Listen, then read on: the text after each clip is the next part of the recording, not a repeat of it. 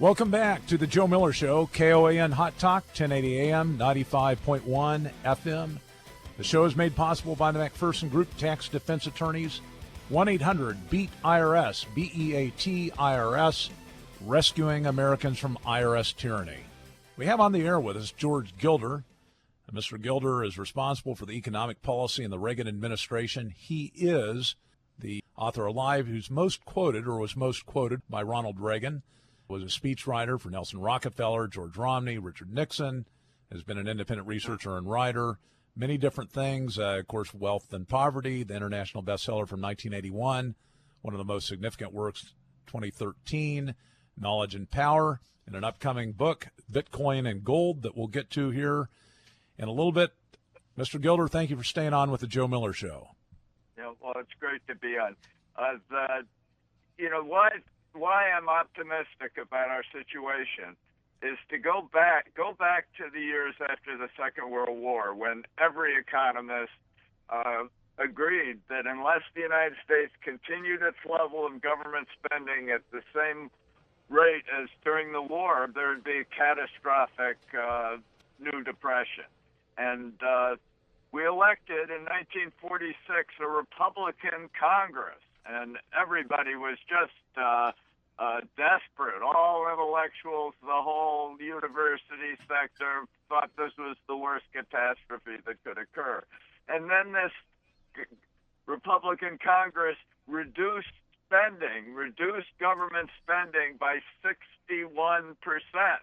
They laid off 150,000 regulators. They reversed all the big bureaucratic anti-depression programs that Roosevelt had launched during the 1930s, when he extended the crash of 1929 into a 10-year depression. And the result was the launch of what we now look at as a golden age. The 1950s was a tremendous recovery by the U.S. economy. And contrary to what a lot of people believe, tax rates were actually drastically reduced by that Congress because they changed the basis to the joint return, which in effect reduced by 50% what most families had to pay. And so there was a real tax impulse as well as a drastic regulatory emancipation. And this happened overnight. And the changes in economics can happen overnight. New Zealand zeroed out its whole government in 1985. And the result was they went from 22 years of deficits to 17 straight years of surpluses in their government accounts, and became the number one business climate in the face of the earth. Next, Hong Kong, people can debate which is better. But the fact is that all we have to do is actually understand that almost all the government departments and programs have become hopelessly counterproductive. They don't promote any economic values. They generally suppress enterprise. And so you remove them and you can have a tremendous upward surge in our economy, just as we had after the malaise of Jimmy Carter when Ronald Reagan swept in. And again, in 2 years, could transform the American environment. We went from the era of malaise to the era of entrepreneurial creativity and leadership that lasted for 20 years. But of course now we're into our 7th year of a hardcore socialist that's driven this economy to a point of breaking almost, according to some economists. You still think the turnaround can be as abrupt in this environment? It sure can. I mean, imagine we got enterprise is still pretty amazingly strong. We got a whole bunch of state economies now where governors are actively fighting against the Obama regulatory Leviathan, and they unleashed the energy miracle in the United States. And, despite the resistance of all the bureaucrats in Washington, there's still a lot of freedom in the U.S. economy. And if we have a good administration, and we got a whole bunch of great Republican candidates, that we can have another great golden era for America. Now, you called the Obama administration's ascension to power a leftist coup, and during the break, you even had stronger words for it. Well, Obama, Obama is not just a Democrat. Obama spent 8 years in Hawaii with Uncle Frank as his political tutor, Davis.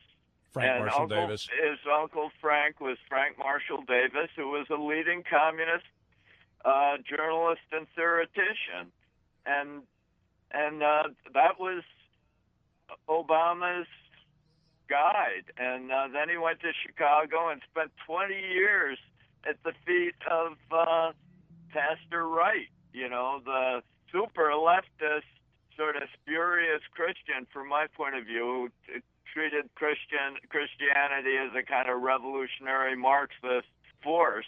And this is when Obama says he's a Christian, his Christianity is defined by Pastor Wright, who said, "God damn America," as you may recall, famously, and who was, in general, a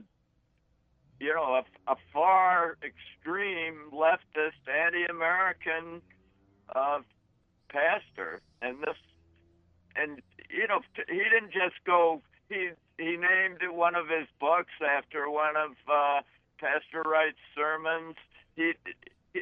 Obama really is represented by Pastor Wright. He never renounced him. He never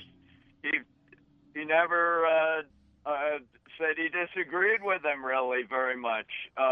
This is his religious instruction. So he was instructed as a communist in Hawaii as a young man. He was deeply influenced by Muslims. He was and was for a while a Muslim, and he's just an extremist, and it was a coup when he assumed office. He had to disguise himself as a conventional Democrat, but the Democrats and the rest of the country was hopelessly gullible, and they got gulled. Right, and so there's been ongoing debate on the Joe Miller Show with a number of guests we've had about why Obama takes the action he takes, the kind of the passive approach to radical Islam. And my contention is he acts consistently in an anti-American way. Not that he's a closet Muslim, but that he really is for anything that cuts America down vis-a-vis other countries. Would you agree with that on the president's actions? That's true. He thinks American capitalism is an imperialist, exploitative, essentially racist force in the world. And so he thinks the Islamists, although they are at times too violent or too extreme, nonetheless, because they are the leading force in the world opposing America, should be appeased rather than opposed. So he's now appeasing Iran, which is the leading figure in this, the most powerful of all the Islamist states. I want to shift, because we only have a few minutes left, to the book, the upcoming book that will be published next year, Bitcoin and Gold. We've not talked much on this show about Bitcoin. I'm fascinated by it. Can you give us kind of a brief overview of Bitcoin and what you hope to communicate through your new book? Yeah, Bitcoin is the new infrastructure for the Internet, and it will allow economic transactions to be automated across the Internet in a completely new model of security. Our existing model of security represented by credit cards, is we give all our information. In order to do a transaction, we have to give the business all the information that would be needed to defraud us or to even usurp our identities. Well, and then you have to protect this information in big data centers with lots of firewalls and other supposed protections that are almost always ultimately hackable. Well, Bitcoin is a completely different system. You don't give any information very much, and you then publicize it across the world. So every transaction ever conducted in Bitcoin is mathematically incorporated with all the other transactions, so nothing can be changed or distorted or without changing the whole Bitcoin blockchain. So it's a transparent totally monetary new way system of security for transactions, and it will start on the internet, and then as the years pass, it will become increasingly influential across the economy. Today, money should be a measuring stick. That's what it has to be. If money is measured by the goods that it buys, which in turn are measured by the money, you have no basis for real values. And the current measuring stick is done by floating currencies across the world. And now currency trading, which is dominated by the big banks, which Obama mostly is in bed with, they finance them. And the big banks, currency trading is 100 times bigger than all the stock market trading in the world put together. And it's 25 times bigger than all the trade in goods and services around the world put together. And it's all kind of guaranteed by government. And so it's created a financial system in the United States that's futile, expensive, wasteful, and ends up not actually supporting economic expansion. And that's why it's very important that monetary policy be an important theme of the Republicans as they assume office the next time, as I expect them to do. Well, thank you so much, George Gilder. I appreciate your insights. Also, your investment direction on Bitcoin. You're bullish on Bitcoin. Yeah. Maybe I should be too. I've written 17 books, and about 10 of them are about technology, and that's really my expertise.